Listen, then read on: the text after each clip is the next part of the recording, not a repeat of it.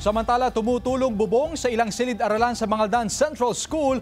Problema ngayong tag-ulan. May ulat si Jasmine Gabriel Galban.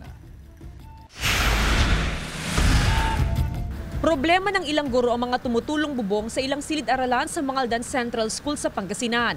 Bakas sa kisame mga tulo mula sa yero na nagsisilbing bubong ng classroom. Nabubutas na raw ang mga yero dahil sa kalumaan. Noong una tinatapalan pa ang mga butas sa yero, pero hindi rin umubra dahil sa laki ng mga ito.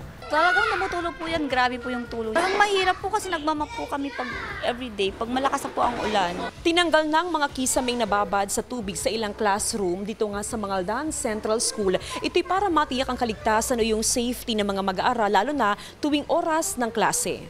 Baka sakaling mahulog kung may pasok na. Tsaka baka, syempre mahulugan yung mga bata, ano pa yon, mas delikado po. Batid ng pamunuan ng Mangaldan Central School ang problema. 8 classroom sa kinder at 2 classroom sa grade 3 ang may problema sa bubong. Binabudget naman po, kasi before naman po ipagawa, ginagawa naman po namin ng plans and program. Kaya kung baga na babudget naman po ng maayos. Pinagawa na ang mga sirang bubong sa silid-aralan ng mga kinder. Nakatakda na ring ayusin ang bubong ng grade 3 classrooms. Hindi raw kayang pagsabayin ng rehabilitasyon dahil hindi sapat ang budget ng paaralan.